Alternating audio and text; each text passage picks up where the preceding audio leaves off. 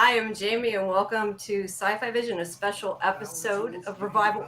And my YouTube is once again unmuted, making noise. I did that when Romy was on. Sorry about that. But welcome everybody for a special episode of Revival Redux with our special guest Luke Boyce, who's the showrunner on Revival, and my co-hosts Laurie and AJ. And also, please, at the beginning, I always forget. Make sure you guys please like the video and subscribe to both Sci-Fi Vision and Laurie's channel, Real Cinema Therapy. We appreciate it. But welcome everybody. If you have a question for Luke, just put it in the chat and we will try to get to it. But hi, thank you so much for coming. We appreciate it. Great to talk to you, especially after that crazy episode that everybody's just doing. That was a wild episode. I love the show. Yeah, is he frozen? Oh, I think Luke froze. Oh, yeah. There he goes. There we go. Hi, sorry, we're frozen there for a second. Oh, sorry about that. No, it's okay. I just was like, didn't know if you could hear us. So first, I do have a question I've been wanting to ask you for a while. I have now kind of inadvertently found out some things when I was looking up stuff before my interviews, which I kind of regret, but about the comic.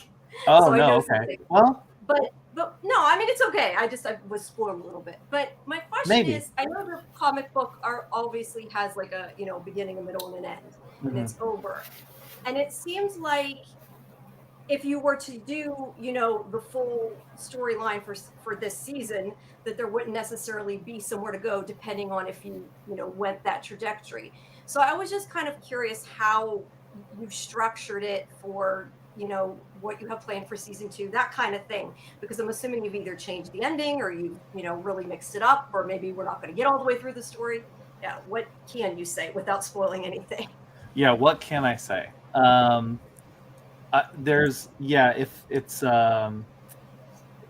It's hard to talk about what we did, how we structured without sort of giving away a bit of the ending, I will say. Am I like blinking or something? Is that me? No, you're good. Oh, I'm good. Okay. Yeah. I don't know if it was my computer or what's going on.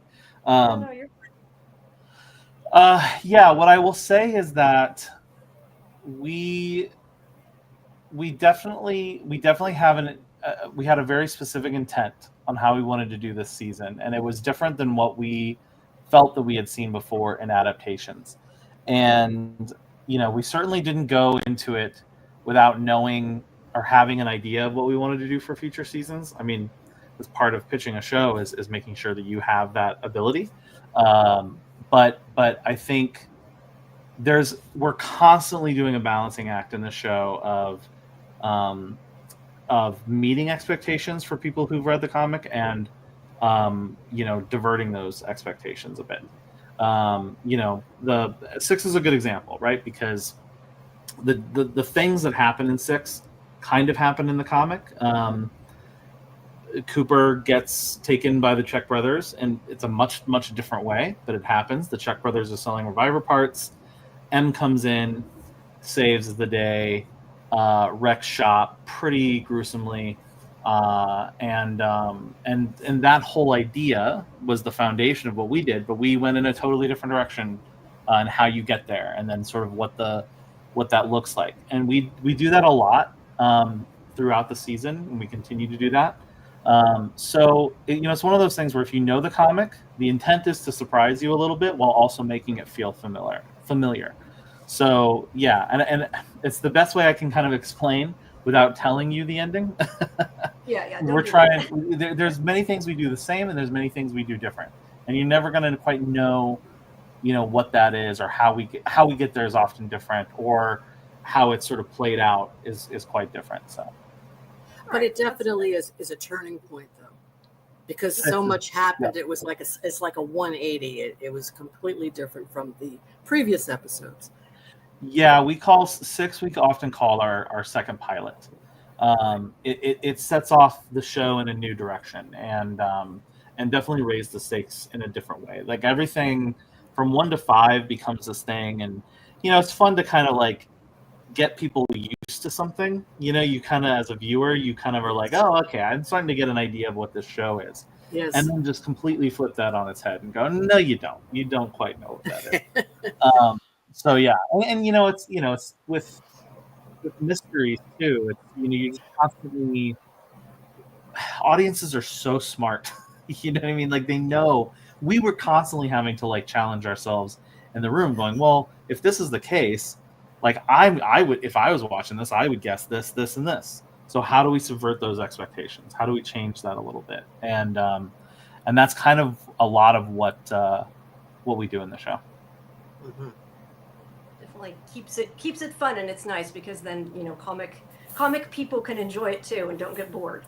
So That's kind of that's the idea, and it's risky, right? Because like a lot of times, being faithful to the source material is something that I value as a fan, and a lot of people value, and so you want to be faithful. You want to be as faithful as you can for those, but you also kind of realize that like a large portion of the audience will not have read the comic, so that you have to kind of cater to them, number one, and then you Someone also have like to me, say, for instance, right? yeah, right. And I mean, Right. that's great. And we want to make something that you don't even have to read the comic if you don't. You know what I mean? Like, Yes. this is its thing. The comic is a thing, and I adore it. This is a thing. But then for those that have read the comic, you also want to the hardest thing is you want it to be different, but you want it to feel the same. You want it to feel like, you want a person who's read the comic to go, oh, interesting. Oh, I know what they're doing there. That's different. That's interesting. So yeah, that's kind of our goal. Our goal is to both honor it, but also, kind of do a little bit of a remix, if you will. And we appreciate what a tightrope that is, because I'm sure The Last of Us, there was all kinds of turmoil with that, because there was, the game fans were a little outraged at some of the stuff in season 2, and but something I've always understood is, when you don't want a page to page thing, because then kind of it's like, what's the point?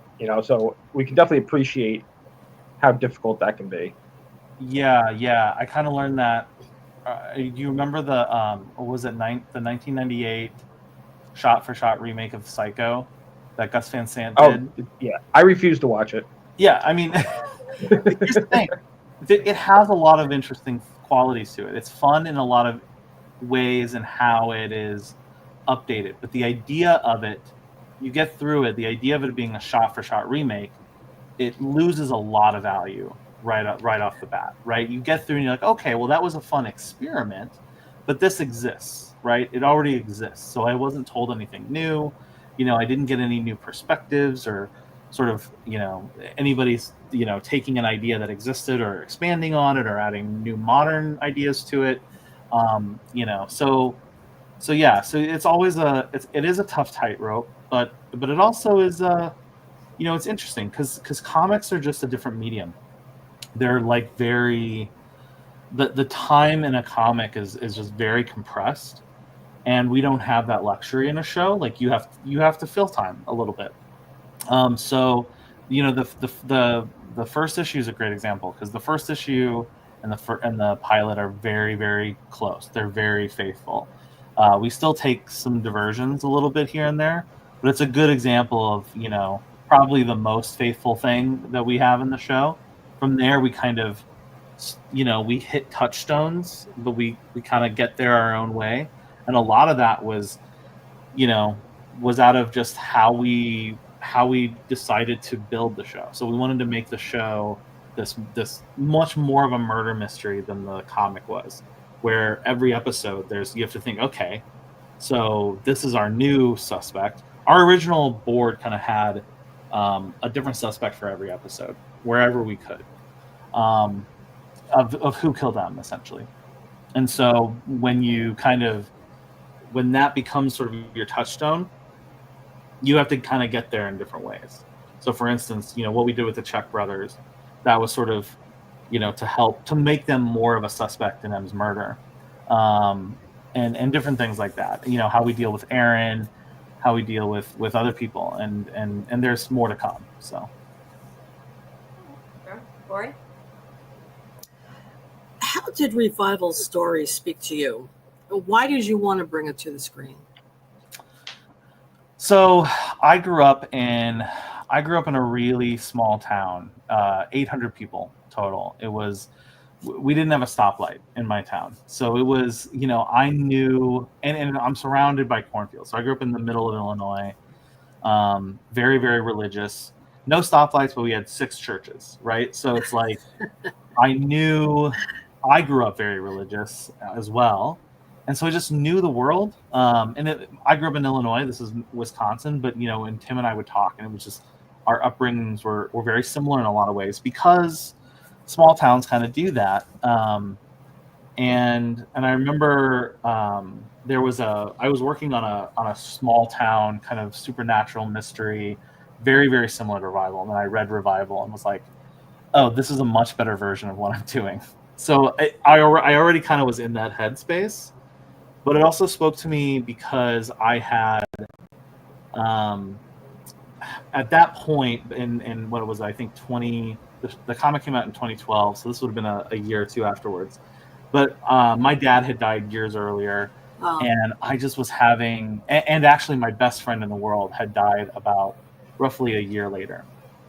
And I kept having these recurring dreams of them coming back. And I still do to this day. I think it's a common thing, with when you've lost people that you love, is you have dreams of them coming back. And it's just, I was always fascinated at how my subconscious reacted to it in my dream, because every time it happens, it's never a good or a positive thing.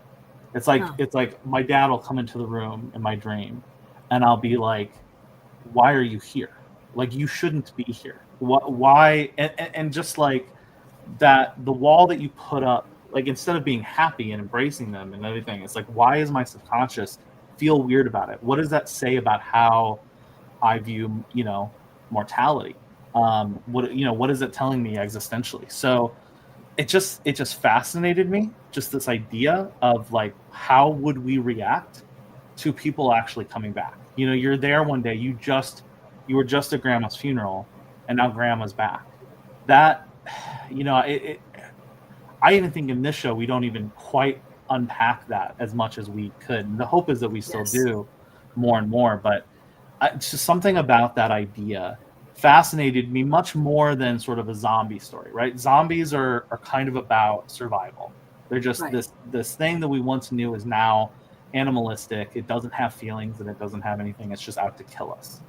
Right. But Revival is kind of about grief, and it's about a loss. And it was just fascinating to me to kind of dig into that a little bit, and just how the story dug into that, and how in the comic it created it created this new class of people, a way for people to separate themselves from somebody else, which is something that I think we see constantly, and unfortunately, and it's just it's very sad. So I think it all just really fascinating me. It also, I think, reflects our fear of death. Yes. Because we see them as other than ourselves. We're not going there. We're not dying. They're dead. They're different than us. Yeah, thousands and thousands of years on this planet, and we still, as human beings, are trying to understand death. What does death mean? What comes after death? What all this, it's like the forever unanswered question. And so, how do you relate to someone that in your mind you have accepted is dead, does not exist anymore? And I think that's just it's just a fascinating thing to explore. Like, look, I think some people would embrace it. I think some people would be scared of it. I mean, part of the fun of this is to sort of know that in Revival, there are zombie movies. We talk about 28 Days Later. Yes. To think that The Walking Dead exists, like all these things exist. So there are a lot of people in Wausau thinking they're waiting around for all of these revivers to become Romero zombies, right? Like, as far as they're concerned, they are. And so that's kind of fun to play with, that sort of meta storytelling in that realm as well. And it also explores how people deal with death differently. Like you said, people have different reactions to it. Yeah. No, I mean, that's what I love about the show, actually, is the subject of grief and how people are dealing with it. Yeah, we can really see that in Wayne, I think, especially the way Wayne is dealing. There's a lot of different reasons I think Wayne deals with the revivers the way he does. But a big part of it is because of Patty, because of his wife and Yes. Em and Dana's mom, and his inability to deal with that. And you know, we actually talked a lot about. I think at one point, the Patty's death had happened a lot earlier in the future. I want to say we had an early version where it had been like 10 years or something to that effect. And then we moved it up. We moved it much closer when we started really digging into the story. We made it 2 years because, you know, also that how you grieve is very, very different, you know, depending on how close you are to that event. So that you know, just in how the cypresses interacted, that mattered to us as well. Yes. AJ? So how much crazier is it for you being the showrunner as opposed to just being an EP or director on the show? It's interesting because my experience is mostly as a director. You know, and the intent originally was to direct Revival as a feature film. So I had the option for a long time, and we were developing it as a feature film. And then I met Aaron, and you know, I brought the project to Aaron, and so Aaron produced my film Revealer, and we started, you know, kind of building this relationship. And I brought Revival to him. We started talking about it, and we had thought about it as a show before, but as you know, indie creators, it just was TV is such a different monster to try to get into. There's many more gatekeepers to get through. You know, an indie film, you can make it, you can raise the money, you can make it, you can get it out there. TV is not that way. And so, but Aaron sort of was at a point in his career where he was really passionate about, you know, making it into that space. And so we started talking about what this looked like. And it did look, you know, we had definitely discovered through a lot of development that Revival worked better as a TV show. It was just sort of kind of getting into the world where we could actually do that. And that's where kind of Aaron came in and really fell in love with the project. And we started talking creatively about it and what it could look like. And so, you know, he was the one that really encouraged me to, you know, to come on as a showrunner, to showrun it together. I had just lived with this thing. At that point, I think it had been 6 or 7 years that I had been working on it. So it was something that was very new to me. You know, I had produced and I directed before in the film space, but the TV space, you know, it's a whole different thing. So it was definitely hard. I mean, I'm still working on it. It's been over a year since we got the green light. It took us 2 years to write the pilot. Partly because we had the strike in there, so we've been working on it as a TV show for a long time. And then once it goes. The writers' room was like a 10-week super quick writers' room with 5 months in New Brunswick where we shot it. So yeah, it's intense. It's very intense. Like the film I directed, I think we prepped for a week and we shot for 12 days. So dramatically different in terms of time. But then you work on something for a long time. So that's the case here too. Well, I'm glad you did it as a TV show because there are certain stories that play so much better as a TV show as opposed to a movie. You know, I agree. Trying to take Revival and cram all this into a 2-hour space, I think it's definitely more rewarding this way. If you knew some of the ways we did it originally in the scripts, I mean, and there's there's a lot of different versions of that script that we did over the years, but you know, Ibrahim didn't exist in our feature. I mean, just how much you have to compress and tighten stuff up in the feature space is so different. Now, what I will say is, like, the one thing that the feature taught us is how important the Dana and Em relationship was as the driving engine of the story. And that, you know, I think that was present there just as much as it's present here.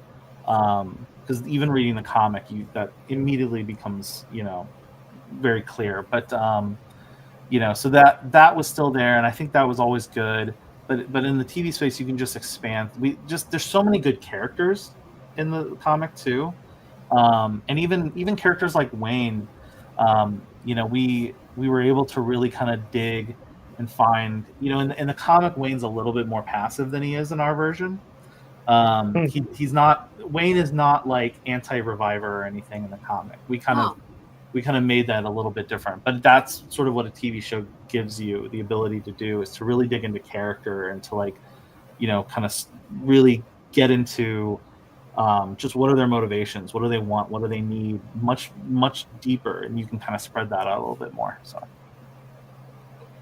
were you worried though you say how you've made it so too you can surprise the comics fans, but were you worried about what the comics fans would think originally, like if they would be happy with it or anything? You always worry about that. You know what I mean?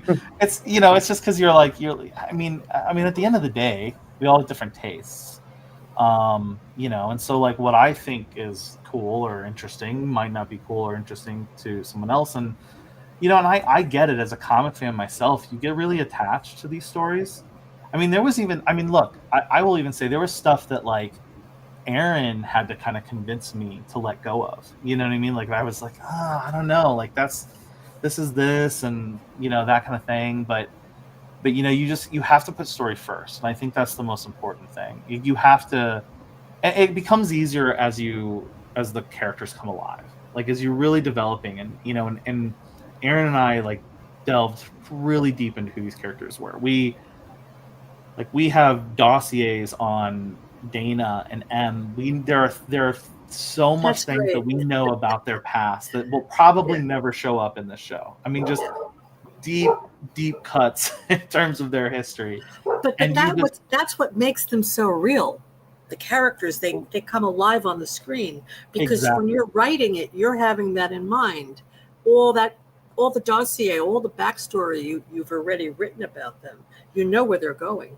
Exactly. And you look, there's worlds where things can come back, but the more you know, the more you can write in a way that, helps those characters feel lived in. Like a good example is in episode 3 when Nella and Dana are talking, and she's like, I told her no musicians, and Nella's like, oh, I think it runs in the family. Right? Yeah. What does that mean?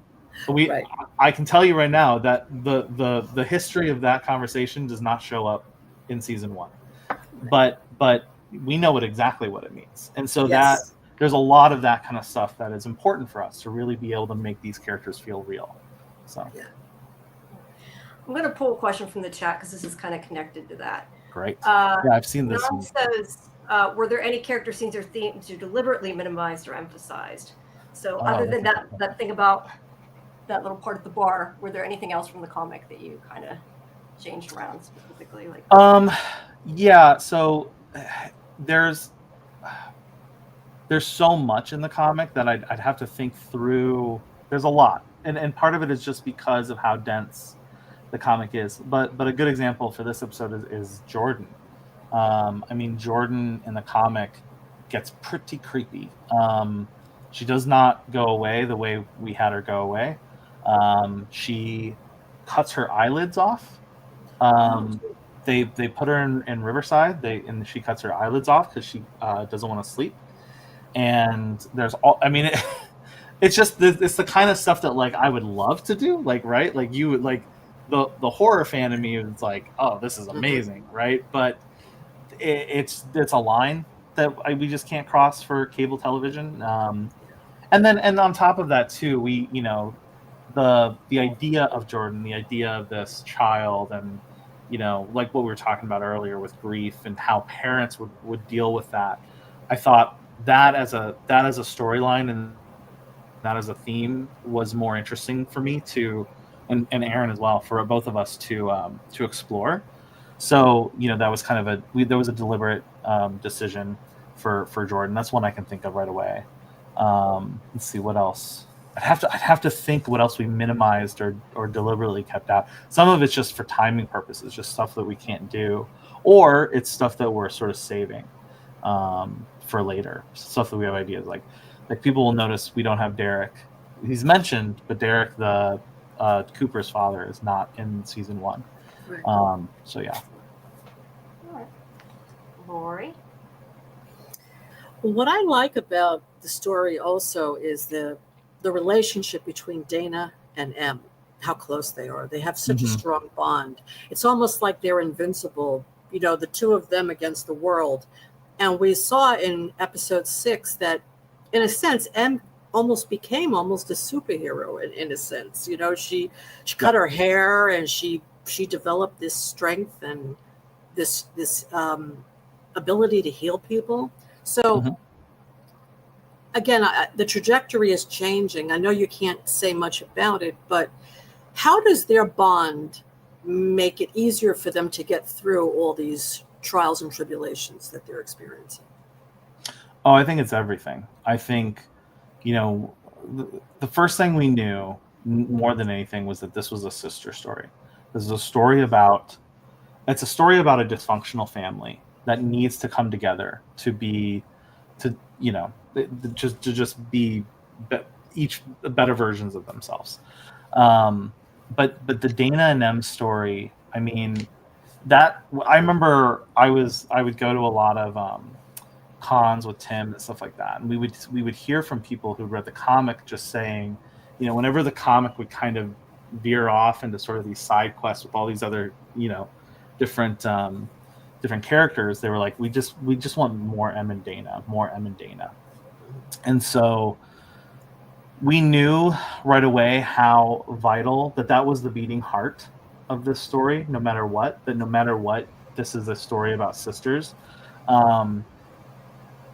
And then on top of that, we really, we felt we wanted to push it farther. We wanted to take, we added the stuff about M's condition, a lot of that, and even just the story of Patty that you'll really kind of find out more about later in the season.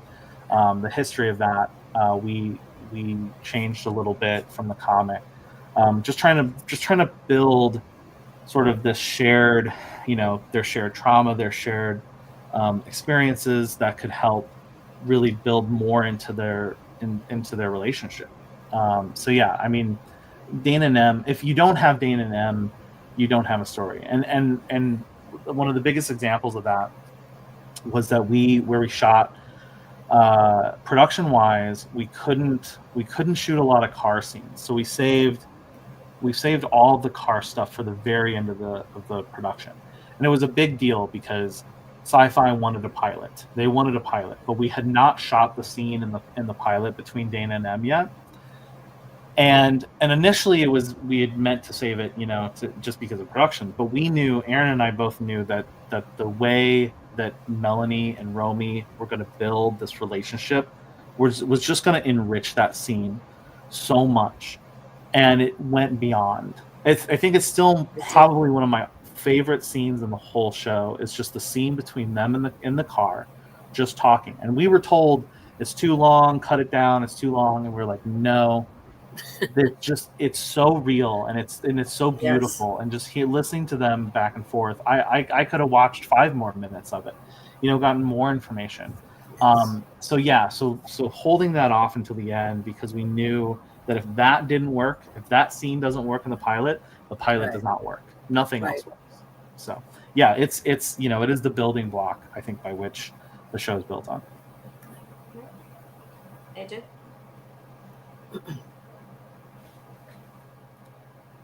AJ, you're muted. I was like, my dog started barking before, so I muted myself. I forgot. Before I ask my question, I just want to say hats off to you guys, because anytime you could take a main character, you're pretty sure that character cannot die, and still have that feeling of, oh my God, are they killing this character? I mean, twice now, I've thought they can't. I'm like, they can't. The first time when Dana gets shot, I'm like, they can't kill Dana. There's no way they can kill Dana. And then I was like, all right, I'm pretty sure she's gonna be okay. But it was still that thought of, oh my God. And then, episode 6, I'm like, no. I was like, why? Why are they doing this to me every couple of weeks? Why do they keep making me think Dana's gonna die? I don't like this. And then, of course, we find out M can heal her. So it's really a testament to storytelling when you can make somebody feel that way, knowing that she's not gonna die. Yeah, I mean, I think that there's a couple reasons. Number one, I have to give credit to Aaron specifically on that one. Aaron would do this thing where we would think about what we like to write ourselves into corners.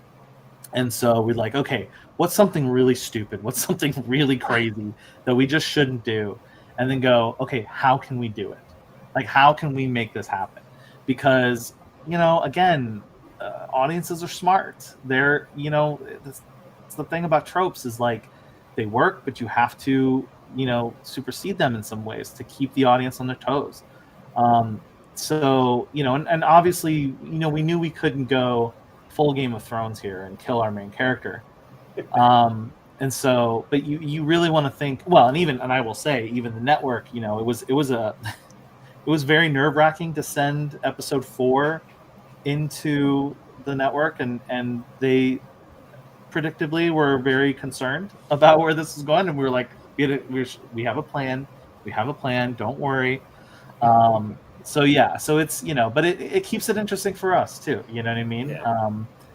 And then, a lot of that just is Melanie Scrofano. I mean, she's just, I like become a blabbering, speechless mess when I talk about her, because she is just so freaking incredible. And just so much of this character, I mean, so much of this is improv from her, and just the way she delivers, and the way her facial expressions and her facial acting, and just everything. She is a very, very special person and actor, and I don't think the show owes so much to just her ability to embody this character and just make it, make Dana into this. I had friends who were like, listen, episode 5 was good, but can you maybe, I kind of miss Dana a little bit. So maybe chill out a little bit. So yeah, I hear you. So speaking about Dana getting shot, there has been debate all over the internet. Which bullet did M get shot with, and where's the other? So the bullet was a multi-week issue that we had. So there's 4 bullets. I will not get this right. The bullet that went into M went through Dana first and stayed in M. So there's the 2 bullets that M shot out. One of them hit Brent. We know is Brent. I had to think for a second. I was like, okay, it's not a spoiler. And then so there's those 2 bullets. Then there's the bullet that went through Aaron initially. That initial bullet it went all the way through him.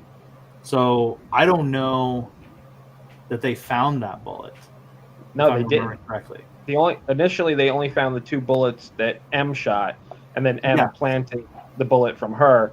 Correct. And we're all like, wait a minute, where'd the bullet that shot Aaron go?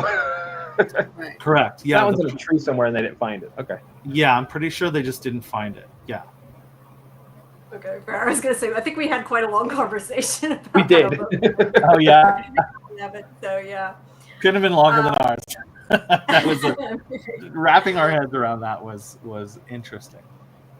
All right. Karen, our other co-host, who has read the comic, says that the creature looks almost exactly like in the comic, but is also quite different. How long did it take to go from page to screen with the creep, alien, creature, whatever you want to call it? Yeah, will it have the same name? Yeah, so we call it the Passenger, which is a name from the comic mostly calls them the Creeps, but I think I believe it's, I don't remember where, but it becomes the Passenger. So we refer to it as the Passenger. And what that was one of the very first things that I ever did. Literally, when we started developing Revival, there was a lot of stuff. It was I worked with designers to really develop the hoodie. That was a really big deal. We did a lot of concept art, just say, okay, what would this look like? And then I hired a creature designer named Ken Barthelme. Ken has worked on a lot of really great stuff. Like all the recent Godzilla movies, he's done creatures for all of those. He did the Fantastic Beasts movies. I'm trying to think. I think he did creatures in Maze. Was it Maze Runner? I can't remember all of his stuff, but he's a genius, and we worked a lot on trying to make a creature that felt essentially, well, a comic version of it that felt both like it honored the comic, that it was still, kind of an adaptation of that, and then felt, I guess, more physical is the best way I can put it. The initial idea was, the hope was that we would get an actual person to play it. Like, we wanted to kind of do a person in a suit, and that became very difficult. And we had different ways of doing it. And maybe it was like a half person, half CGI, things like that. There was always different ideas. And then we brought, when we did the show, we brought Steve Kostansky on. Steve is a brilliant director and artist in his own right, and he built a puppet. So the actual thing you see, there is no CGI version of the passenger. It is always a puppet that we shot on a much scaled down puppet, but it's all sculpted and it's absolutely brilliant. So, and that's Steve Kostansky, who directed Psycho Gorman, The Void, and has done tons of creature effects and stuff like that. He has a new movie called Frankie Frico that's hilarious and awesome.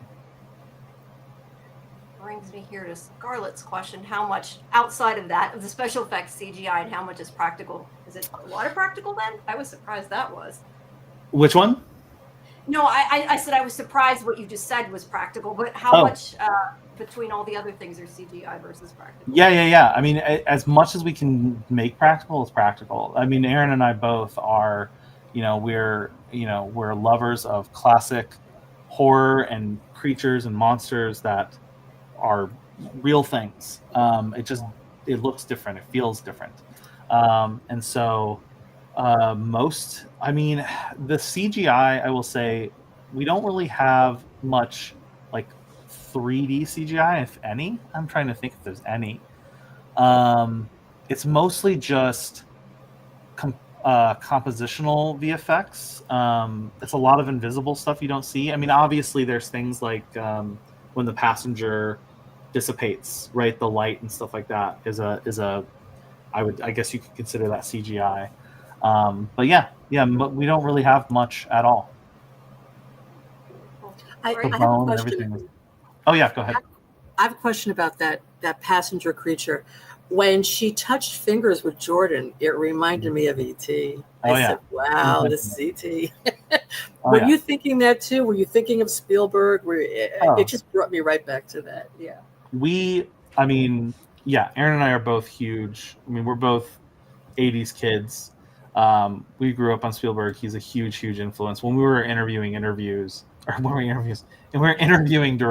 my brain. One big thing is we specifically said we want to bring a lot of kind of Spielbergian stuff into this. And so, through the way that it was shot and through different things like that. I mean, both Aaron and I, our favorite movie is Jaws. We discovered when we were working on this. And so much of this show is based on Jaws. I mean, Blaine to us is, we would think of like, okay, what are we doing with Blaine? And if we would get stuck, we would think, okay, what would Quint do? Right. And so a lot of like Blaine, there's like big scenes. There was like supposed to be at one point this big town hall scene and stuff like that where Blaine is basically telling everyone, it's like, look, I'm the only one. I know what these are. I can kill them. You have to trust me. So that's very Quint, and Ibrahim is very Hooper. And Dillish is the mayor, right? He's the mayor in Jaws. He's telling everybody the beaches are open. Everyone go back to normal. It's okay. So and Wayne, of course, is fighting against that. So there's so many Spielberg homages and references all over. He's big influence. Before AJ, I'll let you go in a second, but I was going to say, since Scarlett asked something related, are there any TV shows that inspire you? Those were movies. Oh my God. What TV shows? What TV shows? Well, so my favorite, I'm trying to think. X-Files is a huge one, is one of my favorite shows of all time. In terms of this show, I remember, it's funny, Mare of Easttown is a really big influence. I remember watching Mare of Easttown when it first came out and thinking, oh, this is how we could do revival. I remember it giving me that idea. And then when Aaron and I started working on the project, one of our producers gave us this sort of story guide to help us kind of get through our plot tracker and things like that. And it referenced Mare of Easttown in there. And so, we kind of leveled that up one and kept working through that.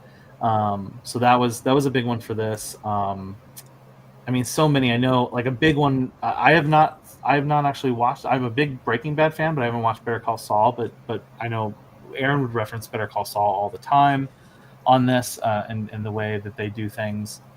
I'm trying to think. There's so many. I mean, did you see The Returned? I didn't actually. Almost all of the things that I think the show has been compared to, I have not seen. I have not seen Return, The Revenant. I have not seen Glitch or any of these other shows. The French version is better, by the way, than the American version. I've heard. Yes. Yeah, I've heard. Excellent. Yeah. Sorry, go ahead, AJ. So, from my understanding, M does not have brittle bone disease in the comic. What prompted you to add that to her repertoire? So M has always been kind of a tough nut to crack in the story. In the comic, M's a great character, but it was hard to sort of get her want and her need. There's a lot of just general. I'm trying to think the best way to describe it. Angst about M in the comic that doesn't feel like it's coming from anything particular, but we knew that she needed a very specific journey, and so a lot of it was, there's all this great imagery in the comic of M breaking her bones and all this other stuff. We knew that was really important stuff, and we talked about right away. It's interesting, Laurie, that you said this. She's like a superhero, because that is kind of what 6 is meant to sort of get to. It's a big turning point in the story, because it's a turning point for M specifically. It's a point where she is becoming something new, and the reckoning of that, you'll see is being dealt with in the next episode, especially and on. But this idea of just like her breaking her arms and to do all this stuff in her body, we wanted that to mean something more. We wanted to give that meaning and make it more profound. And so we talked about, okay, well, what could we do? We started researching these conditions and this kind of, we looked into this, and there's other backstory that I won't say, that's a little spoilery, that you'll find out much later, not even in this season, that we have plans for that also tie into this as well. So yeah, it was all about just really building this character up and giving her more to chew on, I guess, really. Just building that story. So, and that was, and plus it gave you an opportunity to have her stab CM Punk with her bone. Exactly. But again, like, stab her with the bone, but have it's not just a cool kill. Like, it actually, the great thing about that is it means something. It's like, this person is just, they're taking something that used to be a weakness and they're using it as their strength. And I think that's amazing, just for her to, to do that in that moment. I think it's just a beautiful thing to us. We were always kind of shooting for that goal. And so, and also just, we knew that the other thing too, about how protective Wayne and Dana is, there's a reason they're protective now, because they're worried that M's going to break. So we wanted, in the comic, there's a little bit of that where Dana's sort of the in her youth, she was kind of, really wild and all over the place. And M was sort of the one that was staying home and was always the good girl and, daddy's favorite. And we wanted to do that, but we wanted to kind of we wanted to give it more meaning and give it more backstory and say, okay, but why? Why is that the case? Well, it's because M always had to be protected and, so had to be really careful with her and all this other stuff. And what would that do? And how would that affect her? And so, yeah, and there's a lot there in her backstory, like I said, that ties into that we'll get into later. And Dana has had it pretty tough because M has been protected so much by her parents because she is so fragile and she breaks easily. So I think M grew up, and maybe that's why she was wild. She was just letting things out. She was angry, maybe, that she wasn't getting enough attention. And not only that. Yeah. And not only that, but we allude to this just a little bit in 6, but it's also the fact that M is this miracle baby because Patty had cancer, and then she got pregnant with M, and so she wasn't supposed to, that was dangerous. And so the fact that she was born, and then obviously when she was born she made it through, so she made it through and then had this condition that they didn't really understand and felt like they had to protect her. So now it's not just that, it's that she's also super special, right? So Dana's like hearing that okay, M is this thing that we have to protect at all costs. And and as you can see, there's a pretty big age gap there as well. And how do you relate to that? I mean, I think in this when M is born, Dana is roughly 15, 16 years old. Right. So that's a lot there. I mean, there was a scene we cut out at one point where in the opening where Dana's like asking to take the car and all this other stuff. So yeah, there's more there. But yeah, 100%. So it's almost like a role reversal now, that M is going to become Dana's protector. Right. And I wonder how Dana's going to deal with that. That should be interesting. Yeah, should be interesting. I know you can't say, but yeah, I could see it going in that direction, right? Yeah. I want to say so much because I could talk all day, but I just have to Yeah. I have to choose my words carefully. Now with Wayne, it's interesting because he also has been very protective of M. I wonder how he's going to deal with it when he actually finds out the truth. You'll find out very quickly. Oh, okay, good. You mean maybe the next episode, maybe even? Yeah, have they? Well, I don't know if you guys have seen the they always do a next week on revival thing at the I end. didn't see it. Yeah. Okay. Yeah. Because it does that does actually kind of give you a nice big hint at what's about to happen. Okay. So yeah, we find out very quickly how Wayne Cypress is going to deal with this. Well, I remember what you said. He says, "I don't believe in therapy," so yeah, I kept that in mind. Yes, it's a line in 7. Yes, okay. Which is the scene that happens in is one of my favorites in the show. I can't wait for people to see it. It's hilarious. So. Oh, great. Okay. There's a lot. 7 is kind of Wayne's episode, I think, in a lot of ways. Because it has to be, right? Because like you can't hide what just happened. And I will say, like we definitely played with, okay, how is the reveal of M going to play? Like, we really wanted to do something closer to the comic. That was kind of our original intent, but then it's pretty big and literally explosive in the comic. And so we had to pare down for that, but we also kind of like the way that 6 plays out, it's kind of just like, I mean, how would you not? Like, can you keep the lid on this anymore? I just don't think it's plausible to do that. Like, he has to find out. So he does, and we're gonna find out how exactly that plays out. You mentioned a couple scenes that were cut. I did want to ask you, I don't know if it just hasn't happened yet, but I know Stephen Ogg said something about singing in the church. Is that still coming, or is that something that was gone? That's coming up. That's coming up. It's coming up. Okay. Yeah. Right. It's great too. That's a big scene. I won't say any more, but it's great. And he was, I worked with him a lot on the song too, because it was one of my portions. It was kind of a I wanted to do this homage to a Night of the Hunter. I don't know if you've seen Night of the Hunter, but it's kind of based on that. Robert Mitchum. Correct. Yes, I did see. Yes, who's just the creepy, sings these creepy hymns in that movie, and it's one of my favorite movies. So yeah, it's a great movie.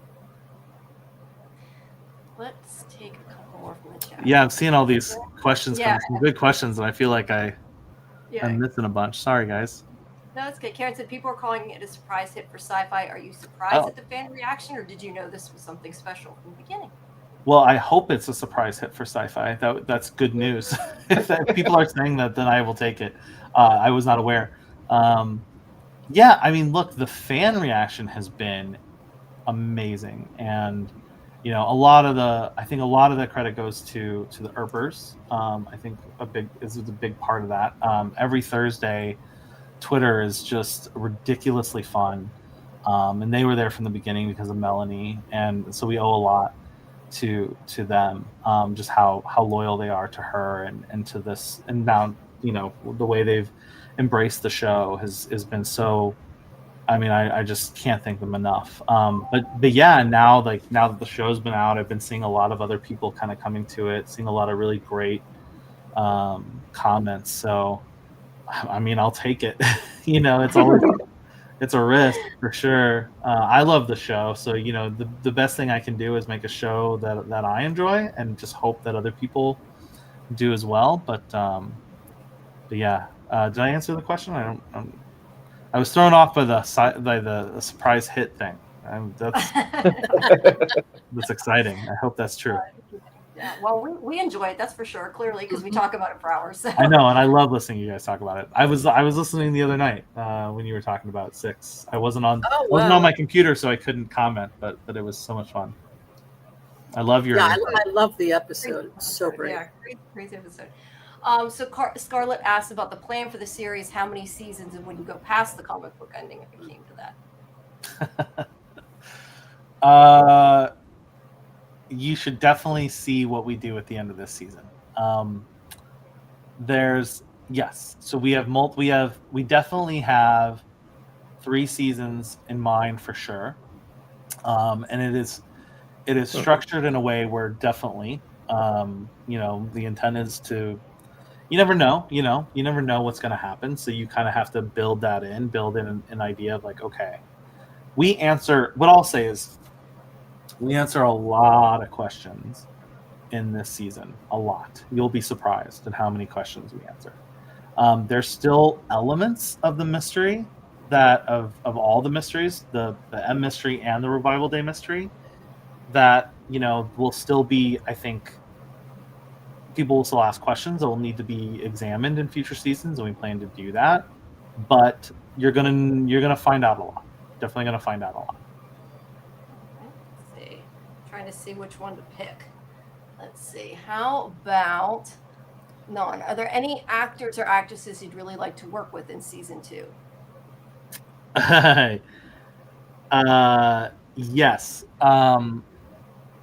Let me think about this. So there's a couple that we really wanted in season 1 that just didn't happen because of scheduling, and so we intend to bring them back for season 2.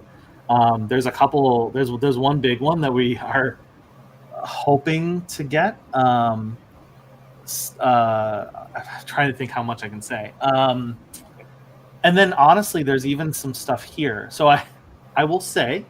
I will let people know that Karen Knox, who plays Jamie Kine, is you will see her basically once at the end. She's not in the show very much, but we definitely have big plans for her as well in the upcoming season. So there's even stuff in here that I think will carry over. And there's just a lot of backstory that we're not going to get to. You'll see things with Blaine, and obviously there's stuff with the Cypresses that get hinted at, and you'll see bits and pieces of backstory. But our intent is to really kind of unravel that over the course of the next 2 seasons. Definitely season 2 for sure, and just see what that means. I know in 8 there's a few things that are going to be a surprise that we'll touch on a little bit, but are really going to kind of come more into the forefront in future seasons. Whoops. It keep moving every time I try to click on it. Karen said, how early was Melanie attached to the project? Melanie was actually so not very late. We actually we really, it took a while to kind of get our Dana, and we went through a few different people. We just knew we needed someone very, very, very special. And interestingly enough, Melanie was actually Aaron and I's. She was actually our first choice when we were initially basically talking about, who to cast as Dana. But there was just a lot of opinions because the show has an international distributor. So we've got, SciFi was a voice in the room. Aaron and I are a voice in the room. Blue Ice is a voice in the room. SciFi is a voice in the room. So there's a lot of opinions about just like where we needed to go with it and all that other stuff. And just a lot of opinions on who, and there were some really cool people that we were looking at that, especially from an international perspective, we needed to go for. But we went through this process and it just sort of, it came back to Melanie essentially, where we were like, no, you know what? Like there's something special about her. There's something that we really love. And so, but it was very late in the game, before we actually officially cast her, to the point that our costume department was losing their minds.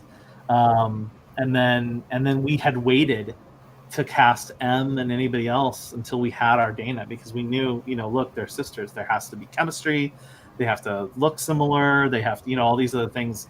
Like we needed to know what those two characters were going to feel like together. So we didn't cast Romy until after we'd cast Melanie. So that was even later. And then a lot of other, and Wayne came after Melanie as well. So David James Elliott was cast later. So Dana was the big domino that needed to fall.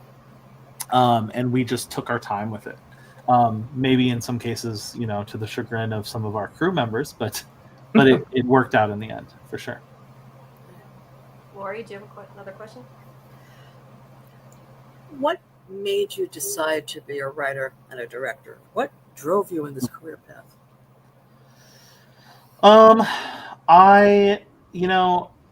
It's interestingly enough, the literal answer to that question is Steven Spielberg. I had, I remember I grew up my dad was very artistic. So my dad was he was a sign painter and a ventriloquist and a magician, and basically anything that he needed to do to express himself. And he just, from an early age, I was drawing all the time, anything I could do to be creative. And I remember just right away, as early as I can remember being a kid, taking a camera and wanting to create, images, videos, movies, whatever. It's the first thing I can really remember. Other than I knew I was always either going to be a filmmaker or an animator. And then in elementary school, I read this book about Steven Spielberg. It was a kid's biography, and it talked about how he used to make movies of his train sets and all this other stuff when he was little, and that's what I was doing. I was making movies using my action figures and whatever I could get my hands on. I was making stop motion animation and all kinds of stuff. So I was like, oh, okay, I love doing this, and it helped me understand what a director was and a filmmaker, and that kind of told me, I think, what I wanted to do, and I kind of just never, went away from that. It just was. There was a period of my life where I was a singer-songwriter, just like a pocket amount of time, but then I kind of quickly moved back into the film space. It kind of was like, no, I know what my first love is, and I think I need to pursue it. So yeah, it's kind of been the thing that I've wanted to do my whole life. That's great. AJ, do you have another question or one from? I'm gonna I'm going to ask Scarlett's other question from the chat. Are you a fan of Iggy Pop or the Stooges? Rhodey cutting himself on stage with his punk band reminds me of when Iggy Pop would do this, or maybe still does. Is there a link? That a lot.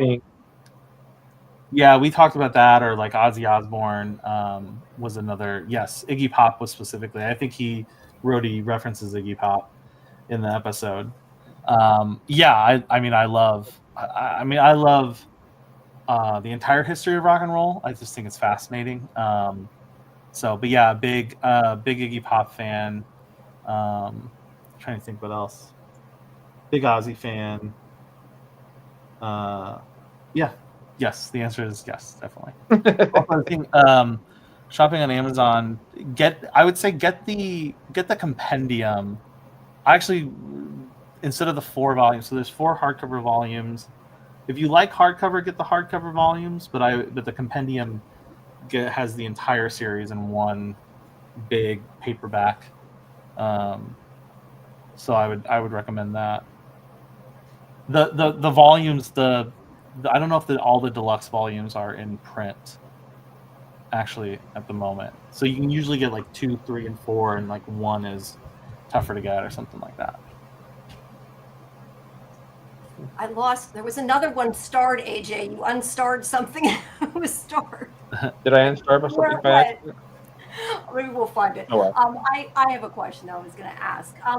Is it, I guess, more or less difficult writing for an IP that's already there, because you can't, to some extent, do anything you want.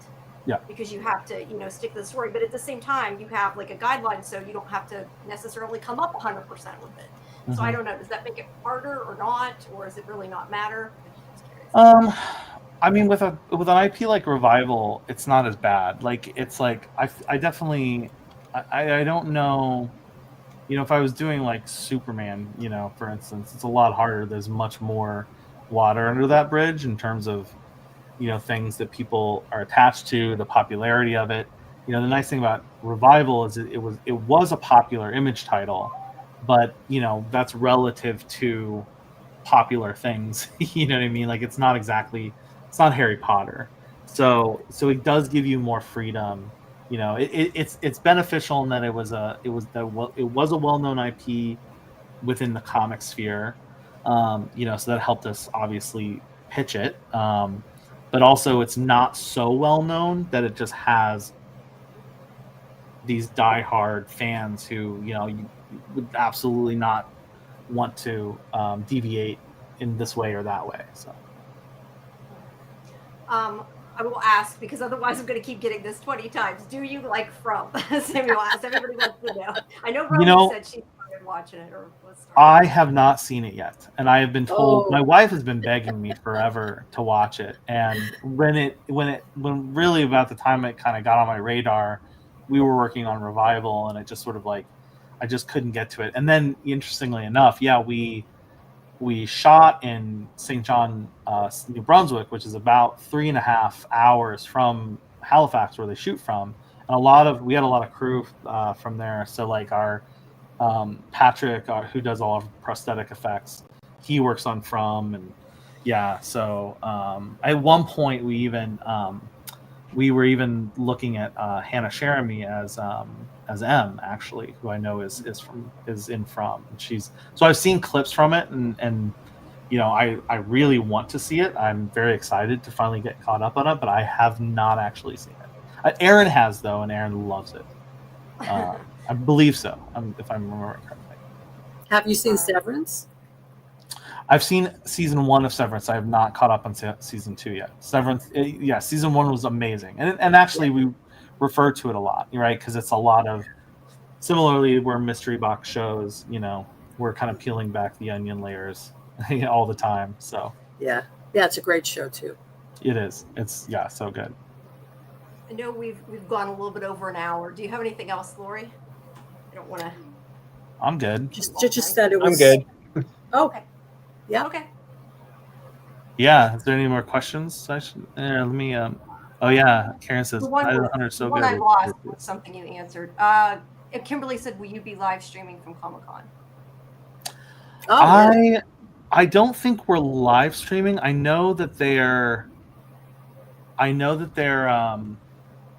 filming it. I don't think we're live streaming because we're showing an exclusive clip from an upcoming episode. And I don't think that will be. I think that's for Comic-Con audience only.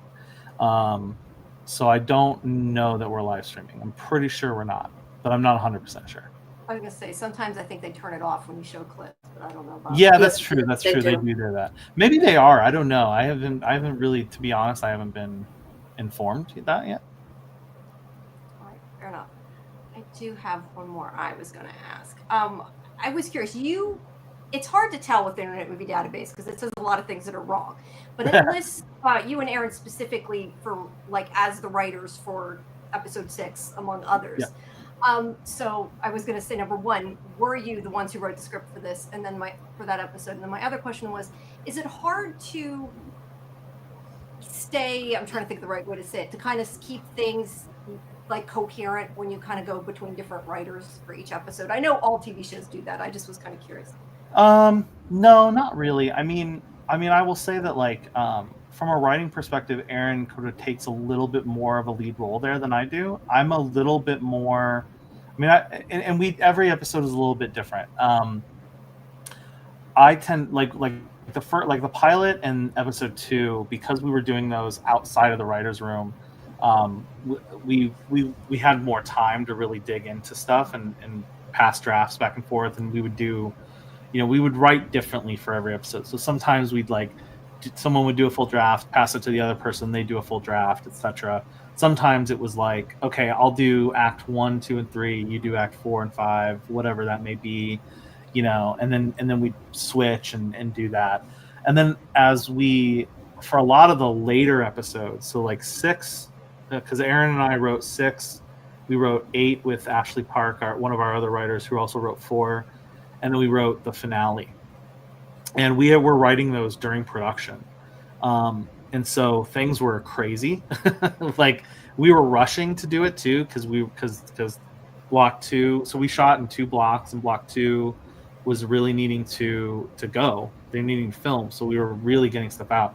So we would have to really divide and conquer a lot. So like what I would do a lot is I would outline and I would structure. So I kind of build the building blocks of the episode, and then Aaron would kind of take sort of those descriptions and kind of add more to it, add dialogue and stuff like that. Then it'd come back to me, and I'd do a pass and then get back to him. We kind of did that a lot, but like he was doing a lot of 6 while I was doing a lot of 8, and then we would switch over. So it was just like whatever we could do to kind of get it done really at a certain point. But it was kind of very different in the last half than it was the first half. I never know how you guys go out of order with things, though. I know they always do, but that's crazy. Well, and we did it. Yeah, we were crazy. We were insane because the 5 block episodes was nuts. And we I think the first day was like the hospital scenes in 5 that we shot. So like we're shooting, like Melanie came in and her first day was in a bed and having to do stuff of 5 episodes into a story, and we had to, I think because of that, we had to like build. I remember building this document for her to tell her, okay, in this episode, here's what here's what is happening. Like I had to get very specific with information just to help them understand where they were in the story, because we're shooting 5 episodes out of order. Because normally you shoot, about 2 episodes or so. Two episode blocks are a little bit more. When you're block shooting, that's more common. But Aaron and I were like, we're coming from the indie film space, so we're like, 5 episode blocks is basically like making 2 movies back to back. We can do that. We kind of learned our lesson there a little bit. It was a little tougher than it needed to be for yourself. Yeah. That's funny. Well. All right. Do either of you have anything? Nope. I'm Just good. want to ask you: Are you a Walking Dead fan by any chance? You know what? The comic I read quite a bit. The show, I think I watched up to season 4. It's weird because like then my wife, we watch everything together, and I think it was one of the few shows that she stopped and I kept going a little bit, so it's hard for me to say how much. I didn't keep going. I liked the show a lot, but I was a little bit more of a fan of the comic, believe it or not. Yeah. Mr. TV maker here. Yeah. Okay. I think Andrew Lincoln really was the show, actually. For me, he made the show. Oh, he's incredible. Yeah. Yeah, he was the heart of the show for sure. And one of the reasons I kept watching. Yeah. Yeah, me too. Yeah, for sure. I love Lincoln, yeah. Yeah. I was going to say, is there anything else behind the scenes that you think we'd like to know that we haven't asked, maybe? Oh man, they ever do before we. I don't know, because it's so funny, because I'm like, I'll watch you guys talk about things, and I'm like, oh, I just want to pop in and have this conversation with you. It's so, the insight is so good. So I'm trying to think. Yeah, I know. We'll probably be thinking of a bunch then. The next time we're talking, be like, why Yeah. did we ask? Yeah. Join us next time, Luke. I'll just pop, Just in on episode 7 especially. I can't wait till Laurie sees episode 7, because I think you're going to have some great episodes. So we know it's some kind of therapy episode. We know that. Yeah. Yes. Great. So join us next time, and we'll talk about it. I think I'm gonna have to, because I just can't help myself. I don't know. I just love talking about these characters. They're just so interesting to me, and I'm glad that they're interesting to other people. Makes me not feel crazy. I'm just trying to see if there's any other questions I want. Were there any other? Oh, you to come back after the finale. So there. Yeah, I could. I was gonna do that. There's another podcast I talked about doing that. Oh, that would be great. Yeah. Yeah. Enjoy, whoops, dropped something. Enjoy having you, but yeah. And tell the cast how much fun we are. We will. Welcome on our show. I actually would love to answer this question. So, Nan says Dana's a mother, sister, and law enforcer. Oh, that was the other question. How did you balance her emotional? So it's interesting that we actually had to, believe it or not, we had to advocate for Dana a little bit. There's this intention. Yes, thank you. Throughout the writing process, there was a lot of pressure to say, oh no, Dana has to be a great mother and a great sister and a great police officer, and you got to make sure. So anytime we would find ourselves that at any point when Dana would make mistakes, we would get pushback, and so it actually became a bit of an ethos for us to make sure that we were like, yes, I get it, but also if Dana was a man, this wouldn't be as big of an issue. And we would bring up characters like Indiana Jones is a good one. Indiana Jones is like most of those movies are him making mistakes and having to get himself out of those mistakes. Because you don't look at them when they make mistakes. It's relatable to the audience.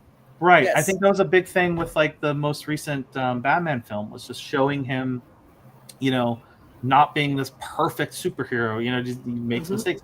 I think when characters make mistakes, they become more human. And and there was such this, constant pull to make sure that everything she did was perfect and she never made a mistake. And we're like, that is not. I'm sorry, but like we're not going to do that. Like that's a robot. Writing, like part of writing a strong female character is letting them make mistakes, showing the vulnerability, showing, what I mean. And that doesn't make her less capable. It doesn't make her less capable as a mother. It doesn't make her less capable as a police officer or anything like that. And for that matter, I don't even know if Dana wants to be a police officer. You know what I mean? Like I think she's good at being a detective. I've always said, like, I think Melanie plays it great. Just a lot of it is Melanie, but I think Dana, she's smart and she's good at what she does. But I don't think it's like I don't think she has this overall strong sense of duty, in terms of being a police officer. And we've even built this backstory to why she is a police officer that we won't get into here. But yeah, that was a big. I'm happy that you asked that, because that was a big thing for us and something that we really pushed back on a lot to try to. It helped a lot too. I will say that we had our writers' room was all women as well. Amazing women. Heather Taylor, Noelle Carbone, and Ashley Park were our other writers in the room. And our story editor was Marushka Almeida. And so it was very, very important to us, and really good female representation and how Dana functioned. And if I may add, it also moves the story forward because we see that Dana doesn't have it all together. It's impossible. She's a human being. So here M can step up and be her protector and help her. Exactly. So I think it goes along beautifully, actually. Yeah, I think I think that's more interesting. I'd rather watch that, you know what I mean, than the opposite. So, and that's not to say that she's not. Dana is a great mother, and she is a great sister, and she is a great cop. But she's also, of all those things, she makes a lot of mistakes as a mother. She makes a lot of mistakes as a sister, and I make a lot of mistakes as a father, and I make a lot of mistakes as a brother. You know what I mean? Yes. So, it's human. Thank you so much. I know we've kept you. Oh, you're fine. No, I could talk all day. No, I love it. You. We found the question I had lost. That was the one I was trying to. Yeah, there was some I saw them popping up, and I was like, "Oh, this." I wanted to make sure that I grabbed them. I hope I didn't miss anything. No, I think we got them all now. Cool.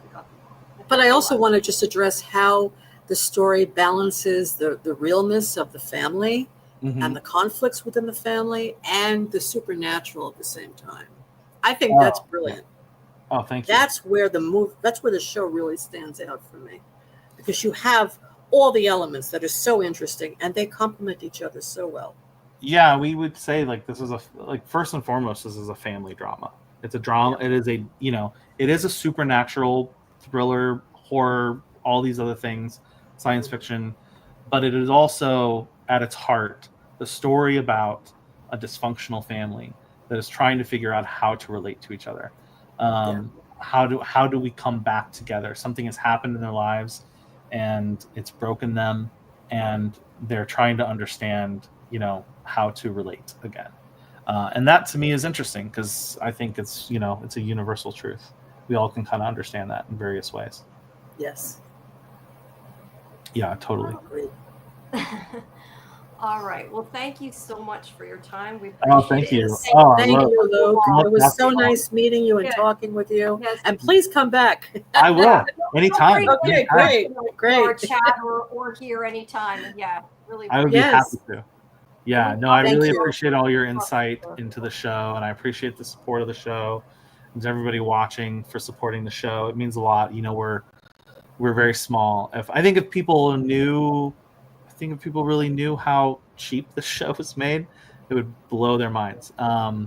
Because it's in a weird way, we are kind of an indie show, and so just to get the kind of support that we've gotten and everything, it means the world, and we're just so excited that people are loving it and that they're watching it and keep watching it, and hopefully we'll get to do more. Yes. Great. Thank you so much for coming, Luke. I hope to talk to you again. So much, guys. Yeah, thank you, Luke. Have a great one. Nice seeing you. Bye. Have a good night. Bye. Bye. And everybody, make sure you, of course, join us on Friday for our show at 11. We'll be talking more about. Oh, I'm here. Sorry. I was going to say I can't undo that. We'll be talking more about. I don't know if I can put that out. This is how much I know how to do these things. Don't worry about it, Jamie. We're wrapping up. Okay, sorry. Now you're going all together. Sorry. I'm in the spotlight now. Yeah. You can still hear you though. Oh, no. I'll Here take you go. the spotlight.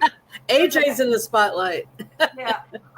Now your name says AJ. See, I screwed it up. Anyway.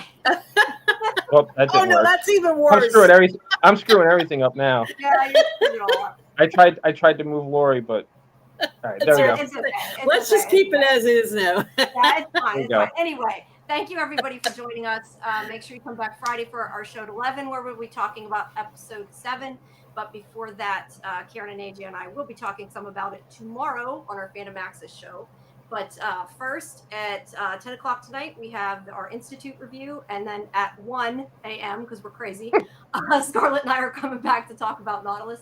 So please join us for our other shows tonight. And we will see you all soon. Have a good night. Good night, everyone. Good night, everybody.